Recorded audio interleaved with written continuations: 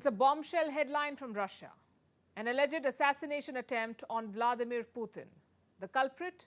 According to the Kremlin, it's Ukraine. The Russians have already put their bombers on alert. Explosions are being heard in Ukraine's Kherson. It's all very confusing and uncertain right now. So first, let's hear the Russian version of events. The assassination bid is said to have happened last night. 2 drones were used to strike Putin's residence inside the Kremlin compound. Russia says the attack was repelled. Remember, the Kremlin is one of the most secure buildings in the world. Its electronic defense apparently disabled the drones. Is there any evidence for this? Well, so far, there isn't. Nothing concrete. All we have is this video being circulated on Russian social media. It shows a flying device heading towards the Kremlin. But as it gets near, it bursts into flames. Could this be a Ukrainian drone? Ukraine says absolutely not. They claim to have no knowledge about the attack. Listen to this. Regarding drones over Kremlin, everything is pretty transparent and clear, but I will talk about it anyway. First of all, Ukraine undoubtedly has nothing to do with it, because there is no military value in such actions. President Zelensky is not in Kiev today. He's in Finland for a summit with Nordic countries. Ukraine's ally, the US, is also saying the same. Secretary of State Antony Blinken says he would take anything coming out of Russia with a huge shaker of salt. As for these videos, they're not verified. As of today, they're just claims from Moscow, and that's the tricky part. It's hard to verify things in a war. It's one version versus another. Let me quote Russia's official statement. 2 unmanned aerial vehicles were aimed at the Kremlin as a result of timely actions taken by the military and special services with the use of radar warfare systems. The devices were put out of action. The Russian side reserves the right to take retaliatory measures where and when it sees fit. Where was Putin when the attack happened? Not at the Kremlin. He was working from his residence outside Moscow. Russia says fragments of the drone fell near the Kremlin. There were no injuries or casualties. Moscow is also linking the attack to Victory Day. It's celebrated on the 9th of May. It marks the Soviet Union's victory over Nazi Germany. So lots of claims from Russia. The question is, what do we make of them? At first glance, it does seem far-fetched. For starters, just look at the video. Does that look like a lethal drone trying to kill the president?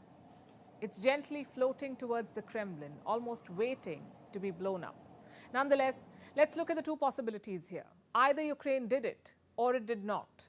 Possibility number 1, Ukraine did try to kill President Putin. They keep saying that ordinary Russians are against the invasion. So if you take Putin out, perhaps the war ends, like cutting off the snake's head.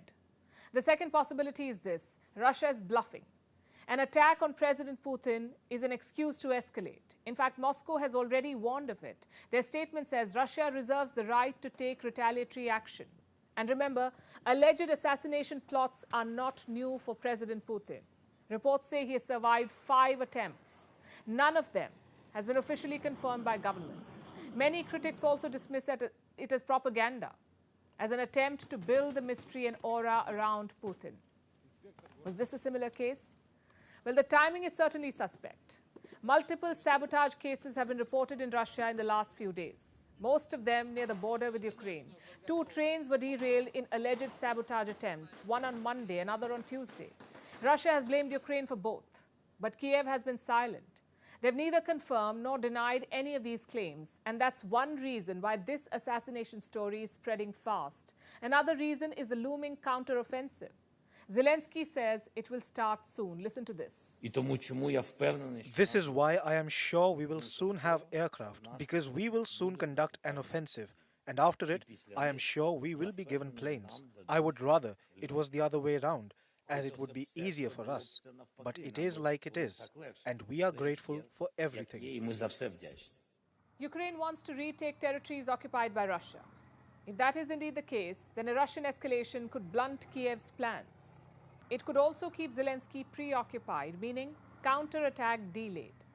But like I said, these are all just possibilities. The real facts of the matter are nearly impossible to ascertain. Why? Because this is war. And truth is the first casualty of war. Zelensky says he has survived at least a dozen assassination attempts, a dozen in just over a year. Recently, he said he would have fought to death if Russia attacked his compound. And days later, this happens.